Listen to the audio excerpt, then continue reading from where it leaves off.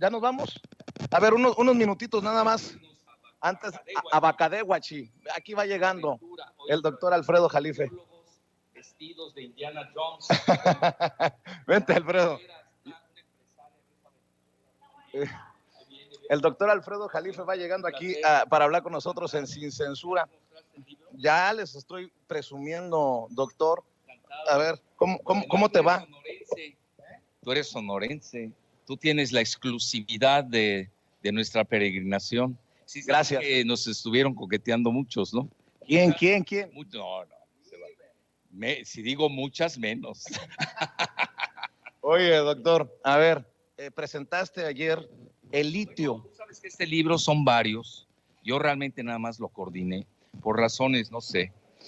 No debieron haber puesto todos los nombres, pero más o menos te digo. Hay un capítulo especial de Sonora. Eso es importante. Ahí está nuestro amigo, el ingeniero Nessa Sot, que es un gran geólogo, y ahí tiene su equipo. Está la empresaria Lisette Cruz, etcétera. Ese es un capítulo especial para Sonora. Ahora, ¿cuál es la gracia del libro? Mira, siempre van a haber mejores libros cuando son monotemáticos. Ahora, ¿cuál es la diferencia de este libro de litio? No sé, no han salido libros de litio. Hay uno por ahí, chafón, pero tampoco lo quiero criticar. La gracia de este libro es que es multidimensional. Tiene un enfoque muy diverso. Ve, por ejemplo, la introducción la hace mi asistente, que tú ya sabes quién es, que es Giselita. Ella es Relaciones Internacionales de la UNAM, maestría, es una gente capaz, con mención honorífica de la UNAM. Entonces, ya mejor no se puede. Yo quise poner a una alumna, y quién mejor que ella, es una introducción magnífica, donde da precisamente el enfoque multidimensional. Luego viene un general que fue el vicedirector de Banejército. Digo, sabe por lo menos de qué se tratan los dineros, ¿no? Y es el general Martín Hernández Basta.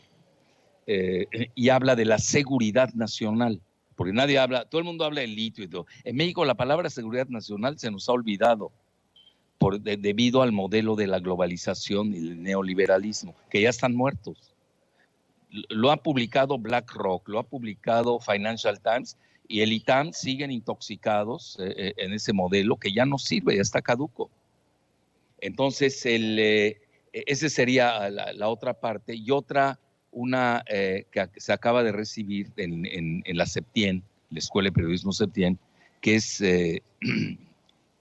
Evelyn Güences, que además ella es secretaria de juzgados y va a ser magistrada próximamente, y ella desmenuza muy bien el famoso artículo que tú seguiste muy bien sobre el litio, que pasa como ley secundaria. Eso es muy bien, lo explica. Entonces, ahí el público tiene una panoplia de abordajes fascinantes. Esa es la gracia del libro. Y tu servidor, dicho sea con humildad de rigor, pues a mí me toca el área geopolítica.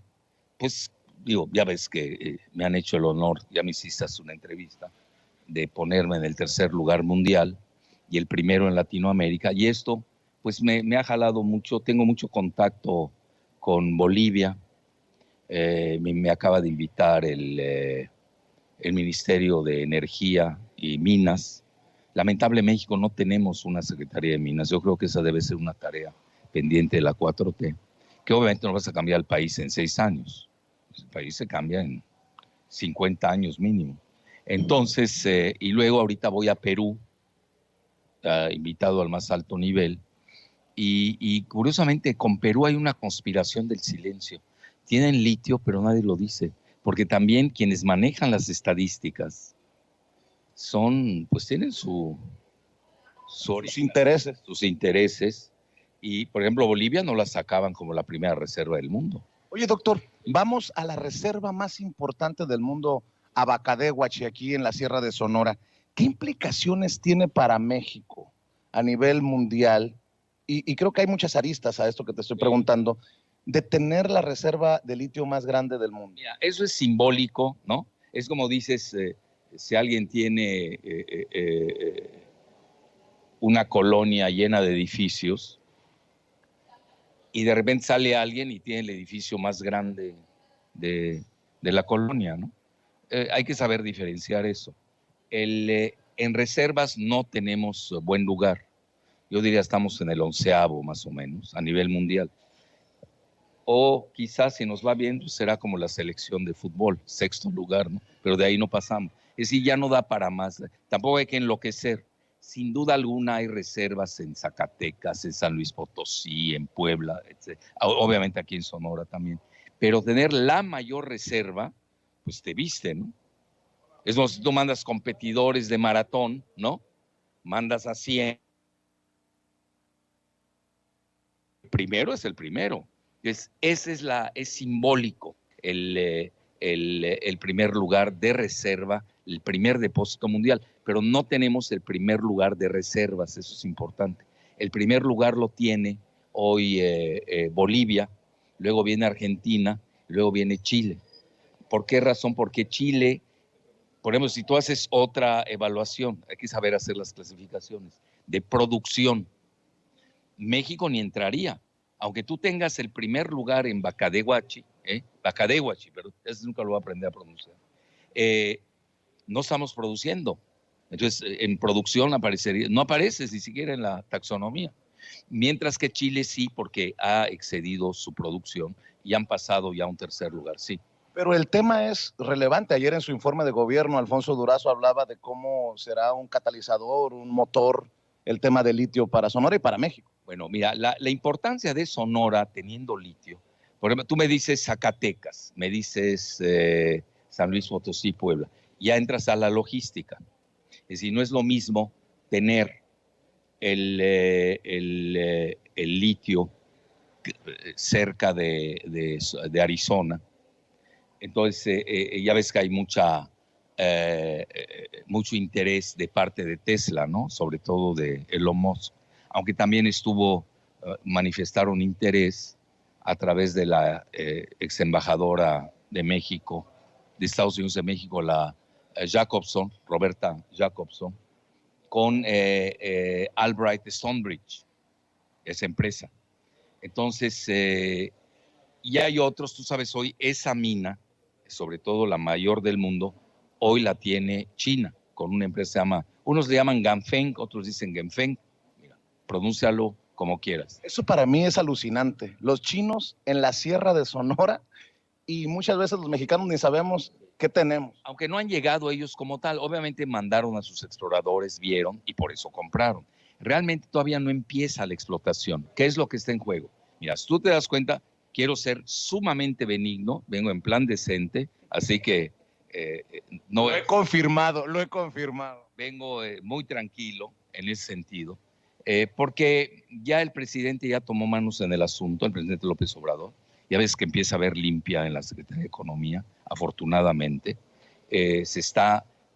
yo no diría que se está nacionalizando el litio, ya ves que lo querían entregar, yo diría, el presidente está usando la soberanización del litio. ¿Y por qué no es nacionalismo? Ayer viste que lo expliqué, no es nacionalización, sí es nacionalismo, ojo, hay matices, porque no se le expropió nada a nadie, entonces no es nacionalización. Yo incluso lo hablé con la secretaria de Energía, Rocío Nájera, y me lo aceptó. A ver, y tampoco es estatización, porque no le quitaste a ninguna empresa privada mexicana y el Estado se queda con ella, ¿no? No se hizo tal cosa. Entonces, ¿qué fue? Soberanización. Nada más se afirmó que el litio mexicano es propiedad del Estado mexicano, y de ahí tú tienes un margen de maniobra para negociar y hacer acuerdos de joint ventures, etc. Ahora, ¿qué pasa con esta empresa china?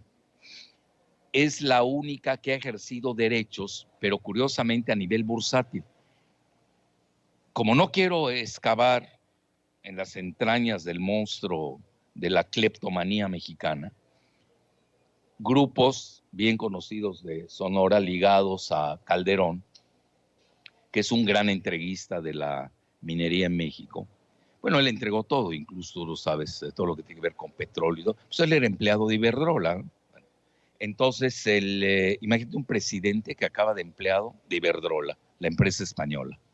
Entonces, dieron concesiones muy laxas, para decirlo de una manera muy suave, y al final se quedó con la parte de Bacadehuachi, se quedó con esa parte una empresa anglosajona, anglo-canadiense, que se llama Bacanora, que por cierto estaba yo viendo el mapa, y Bacanora es un pueblo muy similar al de, ¿qué? Bacadehuachi. Tú me lo vas a decir cada cosa. Entonces, se llamó Bacanora la empresa, que también parece ser es un derivado ahí del agave, ¿no? Muy rico. Agua de los dioses. Ah, mira, ahí está. Hoy espero probarla ya en el mayor depósito del mundo, ¿no? ¿Estás seguro? Sí, porque si no, va a ser un viaje muy especial. 6 horas nos va a tomar, ¿no? ¿Ya les contaste cómo va a ser el viaje? 6 horas nos va a tomar hasta la sierra. 4 a Bacadehuachi y 2 de Bacadehuachi a la mina. A la mina. Entonces, luego, los chinos, en una operación de bolsa, se llevan a Bacanora, la venden los canadienses. Y hoy, en bolsa, todavía no extraen nada, nadie ha extraído nada. Eso es lo más interesante. Ganaron este año 500%. Ahora, entonces ahorita viene la parte, yo creo que el presidente está en proceso de estudio del asunto. Tú lo sabes, viene el mes entrante a visitar Sonora. En particular, ya lo están, un presidente no puede saber todo, ¿no? Le tiene que poner confianza a su equipo. Y lo tienen que estar retroalimentando. Afortunadamente, la gente antimexicana de la Secretaría de Economía fue despedida, la primera y la segunda, ¿no? ¿Te refieres a Tatiana Cloutier? No sé cómo se llame, ¿no? Pero una cosa que estaba ahí. Y la segunda igual la acaban de quitar. Entonces, lo cual habla que el presidente está retomando el litio con un enfoque mexicano de soberanía y no entreguista, porque el anterior grupo que se fue, pues se lo quería regalar a la empresa de Albright Stonebridge y a la banca Rothschild, vea quiénes, banca Rothschild, y a George Soros. No hay que perder de vista esa situación. Fíjate, doctor, que nos están diciendo que tenemos que salir a la peregrinación, nos están haciendo algunas señas porque es largo el camino y ya nos tenemos que ir, pero nada más para cerrar. ¿Cómo le está yendo al presidente Andrés Manuel López Obrador? Está enfrentando una campaña perversa, el rey del cash, un libro. Es normal, bueno, ya viste el rey del cash, pues quiénes están detrás, ¿no? Enrique Krause, hasta lo iba a editar, luego no hubieron acuerdos por dinero. Luego está, nada más te digo, 2 de los 3 entrevistados, pues imagínate, es lo más crapuloso que hay en México. Está Belauzarán, que es un padre disoluto, tiene abandonado a una hija ahí en Nueva Zelanda, hijo o hija, y es el que da lecciones de moral, imagínate. Entonces es un libro, y está Costa Naranjo, que ya se decía un historial muy negro en Nayarit, con el eje Sinaloa, para no meterme más en Honduras. Es a 2 perredistas muy bien conocidos, que el PRD es un partido agónico, entonces es mucho ruido, pocas nueces. Yo diría, mira, es lamentable por esta mujer, pues todos hemos tenido matrimonios, hemos tenido problemas, sabemos manejarlos, ¿no? Con altas y bajas, pero yo espero que mi esposa nunca vaya a salir con un libelo de ese tamaño, ¿no? Tenemos que arreglarnos, a conversar, ¿no? Digo, yo entiendo a esta pobre mujer, Elena Chávez, cuando ve que su exmarido pues, se casa con la diputada Dulce Silva de Tlaxcala, pues digo, pues sí, pues es normal, pues es la venganza de una mujer despechada y despachada, ¿no? Pues es lamentable ese nivel. Es más lamentable que se utilice como arma política un asunto de alcoba. Entonces ya se volvió un libelo perredista con Krause, todo el grupo de George Soros que están en contra del presidente López Obrador. Y toda esta campaña, te lo digo, yo creo que acaba el 8 de noviembre. ¿Tú me vas a decir por qué o no? Por las elecciones en Estados Unidos. Entonces Biden se cae, ya viste el embajador de Estados Unidos en México, Ken Salazar, muy injerencista.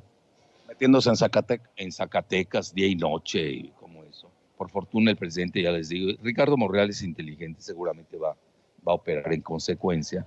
o lo ha usado de presión. Ahí ya no sabías quién estaba usando a quién, ¿no? Sí, porque estás hablando de ligas mayores. Bueno, entonces a lo que quiero llegar es de que todos los escritos, el Loretito, ya sabes, las guacamayas, ¿cómo se llaman? Leaks, ¿no? Guacamayas leaks. Oye, Loretote, no he sabido últimamente de él. No, pues tú parece tú lo noqueaste, ¿no? Lo dejaste noqueado ahí en el Alameda, me apareció, ¿no? Luego es tan ignorante, porque es muy ignorante, que confunde a Irak con Irán, ¿viste, no?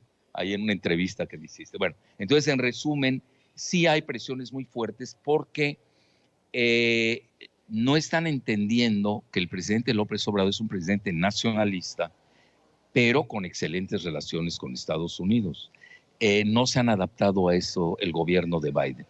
Las relaciones que se nos van a venir abajo si no hacemos caso y no nos vamos.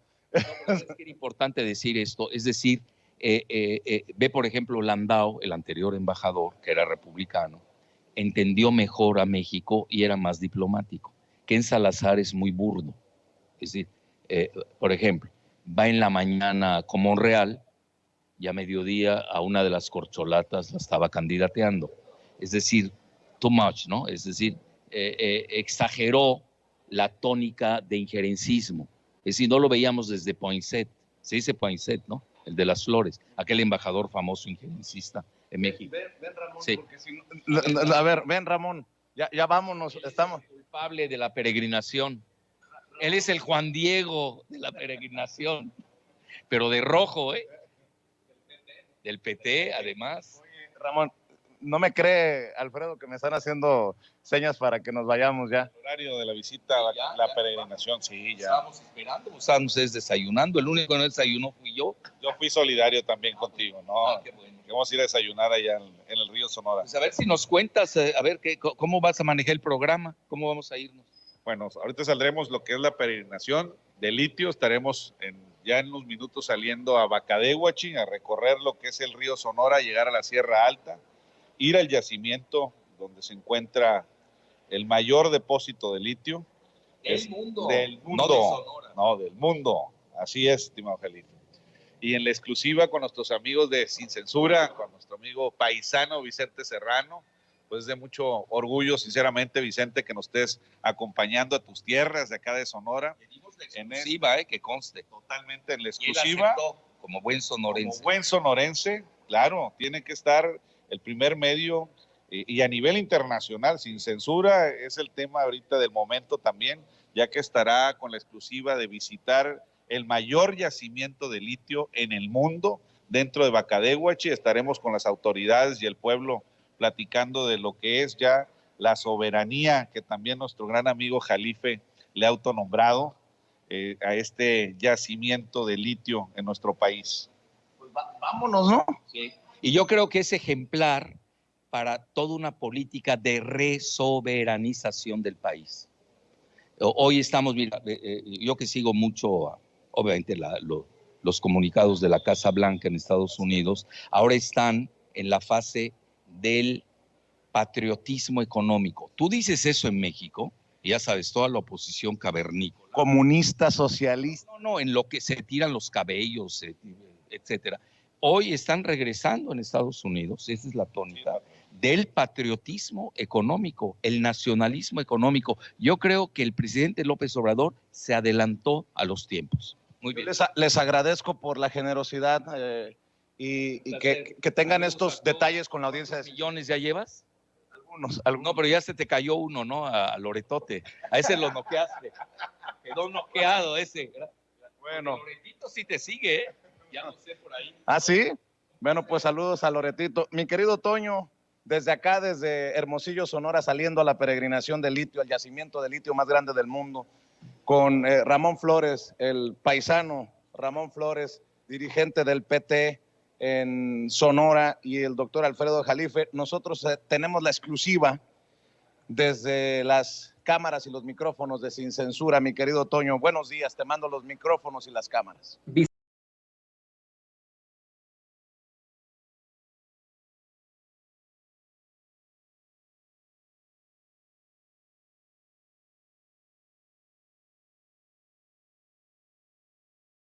que nos vamos eso. Vámonos con nuestros queridos compañeros, colaboradores de Sin Censura, hombres y mujeres muy, muy inteligentes. Y permítame saludar con muchísimo gusto a mi querido colega, usted lo sabe perfectamente, él es editor de La Jornada Sin Fronteras y es un legendario corresponsal de guerra, un gran periodista, el querido Jaime Hernández. Querido Jaime Hernández, ¿cómo te va? ¿Por dónde andas? Pues querido Toño, yo estoy aquí, firmes ya aquí en casa, en la oficina, listo para lo que tú me digas. Ayer andaba yo de mí mismo, de carácter itinerante, pero yo estoy aquí. No, a mí me gusta la verdad andar siempre de carácter itinerante, me gustan más esas entrevistas, si me lo preguntas. Cada vez que estamos en el del tingo al tango, pues es más interesante, en mi opinión. Pero bueno, ¿qué te parece que vamos de lleno a la información? Hay algo que me llama mucho la atención y he sido un poco criticado por lo que he planteado, querido Jaime. Resulta que hoy, en la conferencia de prensa mañanera, el presidente López Obrador invitó al canciller Marcelo Ebrard a que diera su informe sobre los avances de este entendimiento bicentenario. Sin embargo, desde ayer, el mismo secretario de Estado de la Unión Americana, Anthony Blinken, habló de cómo los resultados son insuficientes de ambas partes de la frontera, ¿no? De tanto Estados Unidos como de México. Lo han intentado utilizar para el golpeteo y etcétera. Pero habla de resultados insuficientes en materia de seguridad ante este entendimiento bicentenario y reconoce que Estados Unidos tiene que hacer más en cuanto al control de las armas. Mientras tanto, aquí, allá en México, el secretario de Relaciones Exteriores, ya regresando de este viaje a Washington, D.C., da a conocer una serie de avances de este entendimiento bicentenario, cuando considero, lo digo con mucho respeto y con mucha responsabilidad, que pues todavía falta mucho al enfrentar al crimen, a la inseguridad y la violencia en México. ¿Tú qué opinas sobre esto, querido Jaime?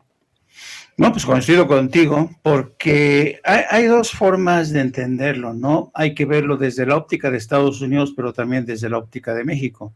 En el caso de la óptica de Estados Unidos, está claro que Anthony Blinken reconoció que de la parte de Estados Unidos les falta mucho por hacer, particularmente en lo que concierne al tráfico de armas, y porque este reconocimiento de que les falta mucho por hacer es un reconocimiento de las carencias, de la incapacidad que ha tenido el gobierno de Estados Unidos para meter en cintura a las empresas que trafican con armas, a las armerías, a las más de 8,000 armerías que están distribuidas a lo largo de la frontera con México.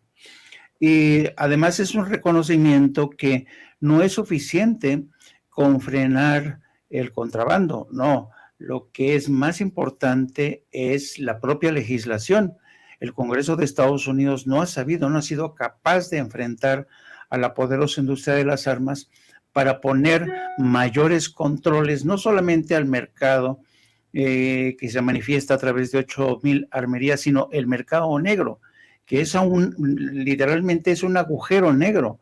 Nadie sabe en realidad cuántas armas surgen del mercado negro de Estados Unidos. Hay mucho tráfico de armas entre estados, nadie sabe de dónde surgen esas armas, no hay un control, pero no cabe duda que la dimensión de ese mercado negro en Estados Unidos es realmente preocupante. Del lado mexicano, yo tengo la impresión de que, aunque no lo dijo Marcelo Ebrard, fue evidente, yo no sé si te percataste tú, Antonio, que en un momento dado hubo dos temas que, según Ebrard, les interesaron más a la delegación de Estados Unidos. El primero, el tema de los desaparecidos, que según Ebrard, Estados Unidos no tenía una idea muy precisa del volumen de desaparecidos. Pensaban que la cifra de desaparecidos habían sido sobre todo en este gobierno, pero no. Tuvieron que aclararles que la cifra brutal de desaparecidos se produce fundamentalmente desde la presidencia de Felipe Calderón. Esto es algo que le ha convenido mucho a la oposición, porque siempre cuando hablan de los desaparecidos se lo atribuyen al gobierno de Andrés Manuel López Obrador, cuando todos sabemos que el problema arrancó y la parte más gorda de esos crímenes y desapariciones se produjeron durante la presidencia de Felipe Calderón y Enrique Peña Nieto. Entonces, qué bueno que lo aclaró la parte mexicana y qué bueno que le aportaron una información más precisa a Estados Unidos para que así la gente que se la pasa cabildeando al otro lado de la frontera entre el Congreso y el Departamento de Estado, pues ya no tengan más margen para seguirle echando mierda literalmente al gobierno de Andrés Manuel López Obrador. Uno de los puntos que a mí en lo personal me llamó la atención fue cuando Marcelo Ebrard hace mención a que una de las cosas que más les llamó la atención a la delegación de Estados Unidos fue el mapa que presentó la delegación mexicana con las armerías que se concentran a lo largo de la frontera, pero que específicamente en el área de Arizona y Texas es donde hay más tráfico de armas, y esto es en virtud de una legislación estatal que es más laxa. En el caso de Arizona y Texas, por ejemplo, para que se den una idea, las legislaciones de California es más restrictiva en cuanto a la distancia, por ejemplo. Es un decir, por ejemplo, las armerías de California tienen que tener mayor cuidado a que las armas que venden no pasen más allá de 100 kilómetros del lado mexicano. Y en el caso de Arizona y Texas, eso les importa muy poco. Por eso hay tantos hombres de paja que compran del lado de Estados Unidos y se pasan en el contrabando hormiga a través de Arizona y Texas. Entonces, cuando Marcelo Ebrard dice que se mostraron sorprendidos y que incluso le pidieron el mapa, que les compartieran el mapa a los mexicanos, esto te demuestra, primero, ¿tú crees que Estados Unidos no va a saber el cúmulo de armas que pasan desde la frontera? Claro que lo saben, claro que lo saben. Lo que pasa es que no se han puesto a ello, no han trabajado, no han desarrollado ni siquiera un mapa. ¿Por qué? Porque ellos saben que por el momento, aunque tengan mapa, no pueden hacer nada. ¿Por qué? Por la legislación que está vigente. Entonces, esto de que estaban muy interesados y les compartimos el mapa, dices, por Dios, ¿no? Y esto te demuestra la falta de voluntad de parte de Estados Unidos para realmente apretar por ahí, que es la parte que más preocupa a México. Sí que les preocupa más a Estados Unidos el tema del fentanilo, que se ha convertido en el nuevo coco para Estados Unidos, porque dicen que hay más muertes por culpa del fentanilo. Esto es cierto, y por eso el gobierno de México ha tomado la decisión de asumir el control de los puertos fronterizos y de las aduanas, particularmente los puertos de Manzanillo, de toda esta área por donde llegan muchos precursores que vienen desde China. Pero yo siempre he dicho que Estados Unidos realmente, aunque dice que hace su parte de trabajo, y aunque hoy mismo o ayer el secretario de Estado Anthony Blinken dijo que las relaciones con México, la colaboración con México para combatir el crimen organizado y las drogas y las armas es más amplia y más profunda, a pesar de ello, yo creo que Estados Unidos tampoco ha hecho lo suficiente para meter en cintura, por ejemplo, a la industria farmacéutica, porque tú sabes que el problema de las drogas en Estados Unidos, tú lo sabes muy bien, Toño, comienza en el botiquín de las casas. Es decir, el abuso de opiáceos en Estados Unidos está comprobado. No hay una regulación más estricta de la venta de los opiáceos, y claro, ya cuando se genera un problema que ha comenzado en el botiquín de casa y los jóvenes, sobre todo los estudiantes, ya llegan a las universidades, pues ya son adictos a los opiáceos, entonces hacen lo que sean para comprar este tipo de productos, incluido el fentanilo. Hay casos comprobados de cómo incluso en las universidades de Estados Unidos, los traficantes de esta droga no son mexicanos, son los propios estudiantes universitarios que se dedican a contrabandear este tipo de drogas. Así es que yo creo que si de verdad Estados Unidos tiene la voluntad de seguir cooperando con México, un paso que tienen que dar y que no pueden dar ahora, porque siempre están sujetos, siempre son rehenes de los ciclos electorales. Entonces, tenemos las elecciones de medio término y tenemos las próximas elecciones presidenciales para el 2024 y siempre están y nunca se quieren meter con la industria de las armas en pleno ciclo electoral. Y Entonces, fíjate, perdón que te interrumpí, es que acabas de mencionar una situación verdaderamente difícil y terrible para Estados Unidos, tanto en cuanto a la industria armamentista como a la industria farmacéutica. Y le diste en el clavo. Son dos industrias que tienen mucho dinero y muchos lobistas, muchos cabilderos en Washington que de ninguna forma permiten que pues llegue de alguna u otra forma la justicia y que este país, Estados Unidos y México, sigan pues enfermándose de situaciones violentas y terribles como las adicciones. Yo estoy convencido en que debería haber una especie de movilización desde nosotros como pueblo frente a estas empresas, porque bueno, tienen todo el poder acá en los Estados Unidos. Me pongo a pensar en el caso de la industria farmacéutica, cómo es que los casos son muchísimos, ¿no? Aquí en Kansas City, el tal vez saxofonista, jazzista más notable, más importante, uno de los miembros, los personajes más notables de Kansas City, Charlie Parker, murió después de enfrentarse a un alcoholismo terrible y a una adicción a los opiáceos, precisamente porque en su juventud sufrió un accidente y tan fácil como que le recetaron opiáceos y de ahí se siguió, ¿no? Esa es la realidad. Y lo peor de todo es cómo lo mencionas tú, Jaime, cómo es que el mismo sistema es corrupto y está verdaderamente fragmentado. Hay muchos estados en los que no se necesita hacer este llamado background check, ¿no? Que le revisen a la gente sus antecedentes antes de que puedan adquirir un arma. Texas, por ejemplo, ¿no? En el que cualquiera verdaderamente puede conseguir un arma. Pero en los que sí hay algún tipo de situación, algún tipo de trámite para que uno pueda obtener un arma, hay también otra figura, las expos de armas, que es algo terrible, y que llegan pues cada 2 meses a cada estado, y a las que asisten miles, si no es que cientos de miles de personas.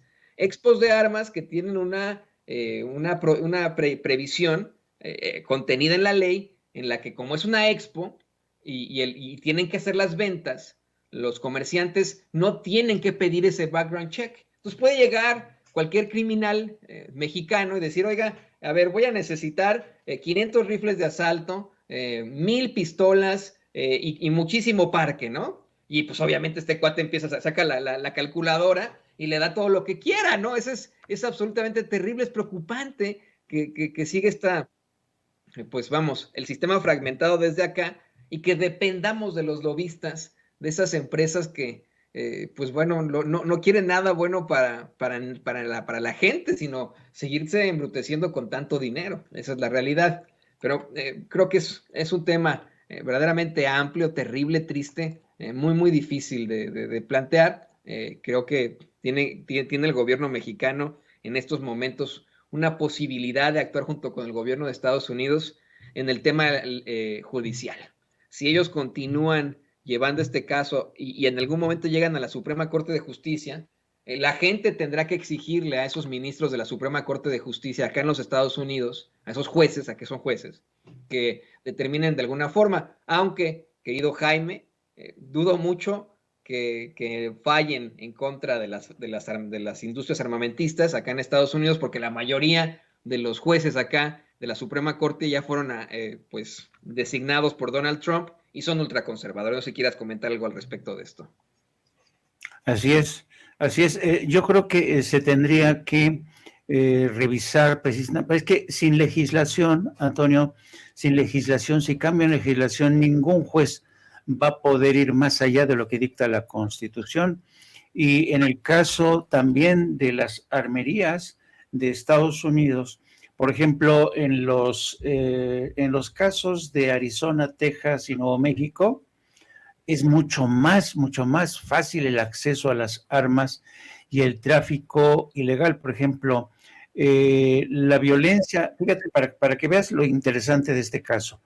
En el caso de las poblaciones fronterizas mexicanas que colindan con Arizona y Texas, son mucho más violentas que las poblaciones que están, que hacen frontera con California. ¿Y por qué? Porque precisamente Arizona, Nuevo México y Texas son las más laxas, ¿no? Entonces,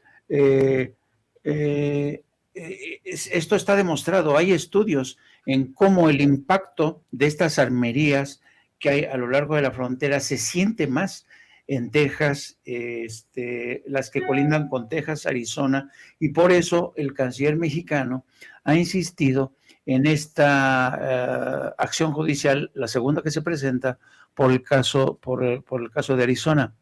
Pero yo dudo, insisto, son como, ¿sabes? Son como estos intentos que yo no les veo mucho futuro. ¿Por qué? Porque una vez que llegan ante un jurado o ante el juez, dicen, sí, pues yo estoy consciente de que ustedes tienen un problema, ustedes tienen muchísimos muertos del lado de su frontera. Dice, pero yo no puedo hacer nada, porque la legislación federal, incluso también la legislación estatal, me ata de manos. Así es que no puedo hacer nada. Entonces, y dicho esto, a mí me pareció, querido Toño, que la presentación de lo logrado ayer en la reunión de alta seguridad de México, Estados Unidos, fue para Marcelo Ebrard una especie de presentar un regalo, ¿no?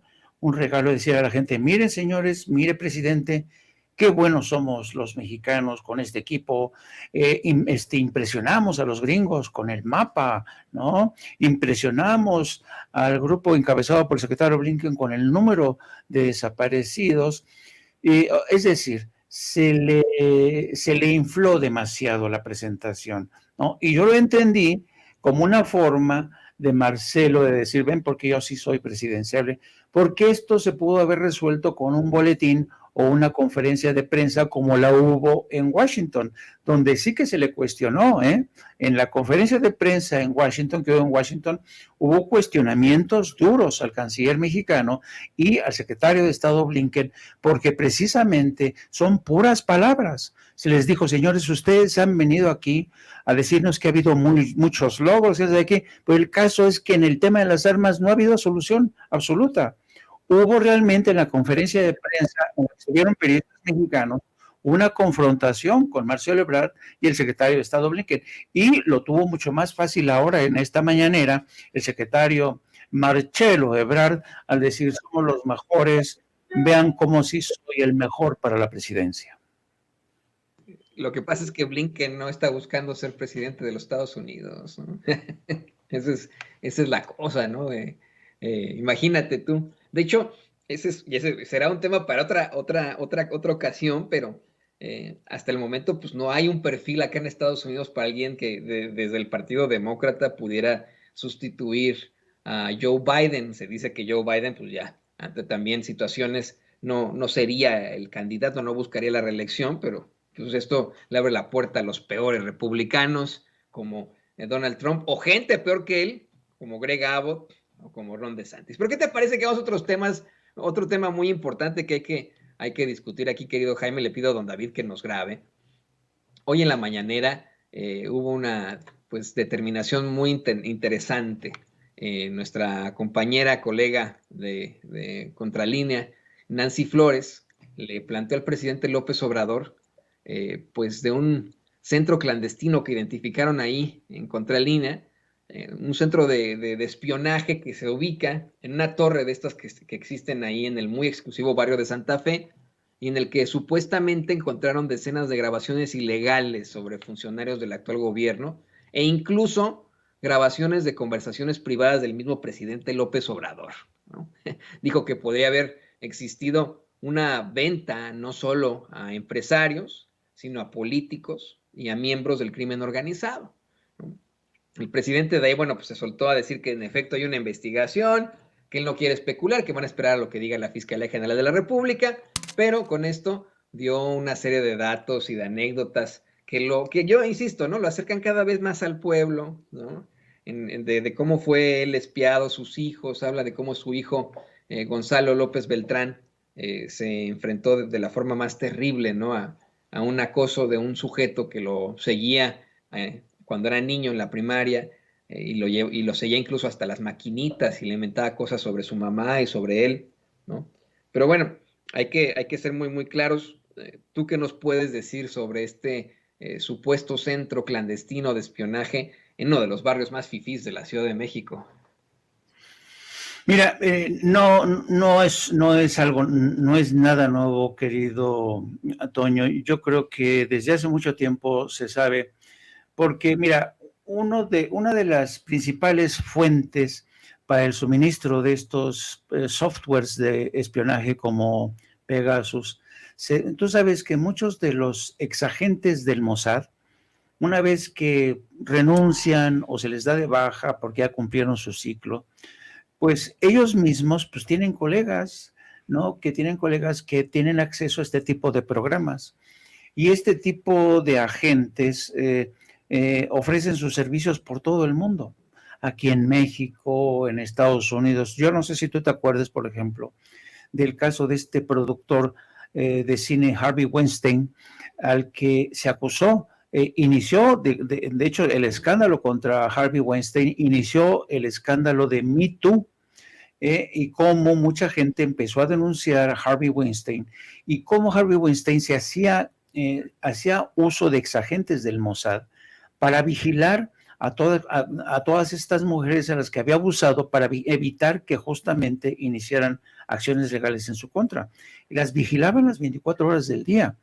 Entonces, muchos exoperativos del Mossad utilizan este tipo de software. Mira, cuando yo era corresponsal en Bélgica, en Bruselas, yo no sé si te acuerdas, hubo un caso muy sonado contra el exsecretario de Defensa de Estados Unidos que el exsecretario de Defensa de Israel, que fue el que dio la orden de asesinar a cientos de refugiados palestinos en los campos de Sabra y Shatila. Bélgica fue el único país que decidió iniciar una causa contra Michel Aoun, el exsecretario de Defensa israelí. Bueno, yo estuve detrás de ese caso y era realmente alucinante, Toño, cómo cada vez que yo me movía para ir al juicio, para ir a ver a los abogados, te seguían o exagentes del Mossad, te tenían localizado, te amenazaban. Entonces, desde siempre ha existido. Muchos de los testigos claves en el caso de Michel Aoun, que se habían huido a países como Brasil, fueron eliminados, fueron ejecutados para que ya la causa contra Michel Aoun se cayera. Entonces, eso te da una idea de lo poderoso que es estas redes de espionaje, que no son parte del gobierno, pero son que encabezan. Está el caso muy famoso también el caso Vallarta, como un operativo a que se le atribuyen vínculos con el Mossad, espiaba y se le atribuye en buena medida parte de lo que le ha ocurrido, las desgracias que ha sufrido Israel Vallarta, ¿no? Entonces, y aquí en México se sabe, imagínate, durante la época sobre todo de Felipe Calderón, se creó una mafia impresionante en el aparato de seguridad, como Genaro García Luna y como Tomás Herón también tenían contacto con este tipo de personajes oscuros que se dedicaban a espiar a adversarios, facilitaban la captura de periodistas, amenazaban a periodistas, amenazaban a quien dijera Felipe Calderón. Así es que esta noticia de que hay una empresa que se dedica al espionaje y que se encontraron entre estas grabaciones contra el presidente de México, de verdad es que, y por eso desde que surgieron este hackeo famoso de Guacamaya, llamó mucho la atención y me llama mucho la atención justo el momento en que estos de Guacamaya pudieron penetrar al sistema de información, a la base de datos del ejército, cuando el ejército mexicano estaba cambiando de sistema. Porque yo sospecho que el ejército mexicano ya sabía, ¿no?, que era susceptible de ser espiado, de ser hackeado. Entonces, ellos saben bien, el ejército mexicano saben que hay varios operadores no oficiales, no gubernamentales, que utilicen este tipo de software. Así es que, y lo que hemos visto, yo me atrevo a decir, querido Toño, lo que hemos visto hasta ahora es solo el inicio, es solo un atisbo de lo que vamos a ver de cara a las elecciones en el Estado de México, donde va a ser una campaña brutal, brutal, vas a ver, y también de cara al 2024, porque gente como Claudia X González, empresarios que tienen los recursos, van a hacer todo lo posible para claudicar en el Estado de México y van a hacer también todo lo posible para impedir la victoria de Morena en el 2024, cosa que yo veo tremendamente complicada. Pero, como decía Nancy Flores, de lo que se trata ya no es tanto de conseguir la inminente victoria de un candidato de Morena en el 24, sino tratar de romper el poder, la fuerza de Morena en el Congreso mexicano, metiéndole ahí, manteniendo ahí a gente que puede hacerle la vida imposible al futuro gobierno de quien sea. Puede ser Claudia Sheinbaum, puede ser Marcelo Ebrard, o puede ser el secretario de Gobernación, Adán Augusto López Hernández. Pues exactamente, ¿no? Eso es lo que ha quedado muy, muy claro, las nuevas ramificaciones de este espionaje. Es muy fuerte lo que nos comentas de el actuar, que es sabido, tú lo has dicho, el actual de exagentes de otros servicios de inteligencia. Y me llama mucho la atención, querido Jaime, que en este actuar estés hablando del Mossad, ¿no? Que es el servicio de inteligencia israelí, porque precisamente el malware Pegasus es de origen israelí. ¿Qué quiero decir con esto? Que esos, esos exagentes del Mossad que estarían utilizando en México ya se la sándwich. Saben cómo utilizar incluso ese sistema y pues eso es verdaderamente aterrador. No sé si quiera cerrar con algo ya para despedirnos. Sí, pero fíjate lo que ha dicho el presidente, en el caso del presidente, bueno, si, por ejemplo, si te intervienen tus correos privados, tu teléfono, Toño, a lo mejor nos sentaríamos de cosas muy, no sé, sorprendentes, ¿no? ¿Y qué dices de mí, no? Imagínate la serie de trapos sucios que me sacarían, ¿no? Bueno, a mí me sacaría más bien puros pañales, tengo puras fotos de mis hijitos, ¿no? Entonces, así que... Sí, pero imagínate espiar a López Obrador, que como decía él, lo han espiado durante medio siglo. O sea, pues, la vida, yo creo que una de las vidas más públicas que ha tenido este país, un político de este país, ha sido la de Andrés Manuel López Obrador. ¿Que tendrá sus defectos? Pues por supuesto, ¿quién no tiene defectos? ¿Que tendrá algunos pecadillos? Pues también, ¿me entiendes? Pero básicamente de lo que no puedes acusar al presidente de México es de ser un ladrón, es de ser una persona deshonesta. Ya ves, este libro de El Rey del Cash se estrelló contra el muro. ¿Por qué? Porque no aporta nada que sea sustantivo, ¿no? Entonces es muy difícil. Y yo creo que, como dice Andrés Manuel López Obrador, su escudo, su mejor escudo, ha sido esta trayectoria de un hombre honesto, con sus errores, con sus virtudes, sus defectos, pero no cabe duda de que es un hombre que yo creo que ha sido el hombre que ha llegado en el momento ideal para ponerle un alto a esta corrupción, a este mar de corrupción, y los logros que se han obtenido bajo su presidencia realmente son notables por más esfuerzos que haga Claudia X González y la oposición para presentárnoslo como un presidente deshonesto, incompetente. Lo que es más, yo creo que este tipo de estrategias se les ha volteado en contra, porque lo que ha quedado en evidencia es la ineptitud, la incompetencia de la oposición para atacar a un hombre tan inteligente, con tal colmillo político como Andrés Manuel López Obrador, y ese es su gran escudo, y no importa que lo espíen, no importa que le siembren ahí en el baño, en la recámara, que le pongan cámaras, no sé, para que lo espíen más. Ya sabemos quién es Andrés Manuel López Obrador.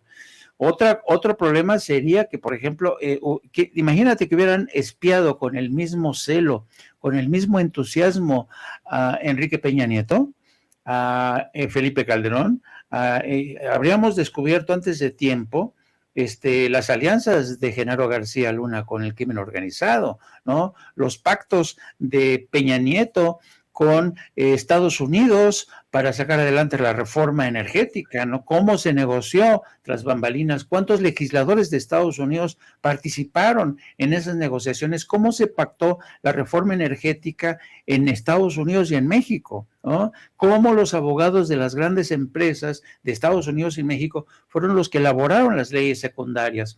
Así es que a esta gente que dice, no, que el hackeo, que las investigaciones, señores, llegaron tarde, y además Andrés Manuel López Obrador es un objetivo realmente que no jamás les va a dar chicha, no les va a dar mucha amiga para exponerlo y para tratar un poco de abollarle el carisma, de maltratar su trayectoria. Y yo creo que a estas alturas están tan desesperados que yo no sé cuál va a ser el próximo bombazo, el próximo escándalo, pero creo que están condenados a derrotarse a sí mismos. O pues vamos, a que le salga el tiro por la culata. Hoy reportaba el presidente López Obrador cómo es que la semana pasada, la agencia Morning Consult dio a conocer que tenía aproximadamente 66% de las preferencias, y tan pronto se da el escándalo de las guacamayas y se da el escándalo del rey del cash, incrementó su popularidad esta semana a un 68%, así que pues, le salió muy, muy mal. Y bueno, pues querido Jaime, como siempre, muy feliz de tenerte aquí en Sin Censura, de poder compartir micrófonos contigo, de aprender de ti, de que nos puedas contagiar y empapar un poco de esta información. ¿Por qué no nos compartes también tus redes sociales para que la gente te vea y te escuche en tus plataformas? Pues, estamos muy, muy pendientes siempre de eso, querido Jaime. Muchas gracias, querido Antonio, gracias. Efectivamente, transmitimos todos los días. Ayer fue la excepción, pero hoy volveremos a estar en partir de las 14 horas en este espacio de No Apto para Cínicos. Vamos a hablar sobre todo también de la mañanera, de lo ocurrido, de este informe tan ampuloso, tan bien lustrado que presentó Marcelo Ebrard, como le decía Donald Trump. Vamos a hablar también de la política migratoria que se ha negociado también, de que se van a aceptar a venezolanos, porque como Estados Unidos no tiene relaciones con Caracas, no los puede deportar hasta allá, entonces México va a recibir a estos venezolanos. También les pido que me sigan a través de mis redes sociales en @JaimeYourno y también a través de la sección de la Jornada Sin Fronteras, donde hoy hablamos del escándalo que se ha desatado en Los Ángeles con una vergonzante actitud de una concejala de origen mexicano que lanzó improperios y ataques racistas, expresiones racistas, y ha sido vergonzante, ha sido una tempestad la que se ha levantado en Los Ángeles, y esta historia lo pueden leer en la Jornada Sin Fronteras. Don Antonio, cuídese mucho, feliz fin de semana, descanse, gracias al equipo de producción, a la querida Ceci, a don David, les mando un abrazo a todos, y por favor, pórtense bien este fin de semana, no anden de huilos, por favor. Sí, oye, Jaime, te voy a recomendar un posicionamiento que hice. Está un poco pelado, a ver si lo pueden poner ahí en la Jornada Sin Fronteras, pero si quieres, ahí está en mi cuenta de Twitter, está como tweet fijado. También hice un posicionamiento aquí en Sin Censura más largo, un video sobre pues esta mierda que considero esos tres concejales, a Nuri Martínez, a Gil Cedillo, a Kevin de León, dos de ellos a quienes desafortunadamente conozco personalmente, y pues cómo es que estamos indignadísimos, estamos muy, muy enojados por esta representación asquerosa que tenemos de políticos que resultaron ser como Lili Téllez, en una tan necesaria representación hispana acá en los Estados Unidos. Tenemos a políticos muy a la Lili Téllez, con sus, disculparás tú, pero con sus pendejadas. Así que si te puedo recomendar algo para tu programa y para la Jornada Sin Fronteras, ahí está mi posicionamiento, un poco subidito de tono, pero pues ahí está en mi cuenta de Twitter, querido. No, pues es importante, Toño, y ojalá que así como está ocurriendo en Los Ángeles, donde ya tuvieron que renunciar algunos, ojalá pasara así en México con Lorenzo Córdoba, que lo hubieran obligado a renunciar después de estos pronunciamientos de carácter racista de lo peor. Ojalá que así ocurriera en México, pero pues... Creo que perdimos por ahí a Jaime, ¿lo tenemos todavía? Ahí se fue, ahí lo tenemos, sí. Y no, totalmente, querido Jaime, al menos aquí en Estados Unidos sí podemos exigir renuncias y aquí sí ocurren. Aquí sí, si alguien hace un montaje, no lo encumbran como a Loretito y le permiten hacer más montajes. Se acaba su carrera. Nuri Martínez acaba de renunciar hace un par de días a su puesto como concejal ahí en Los Ángeles. Esperemos que lo mismo haga Kevin de León, lo mismo haga Gilbert Cedillo.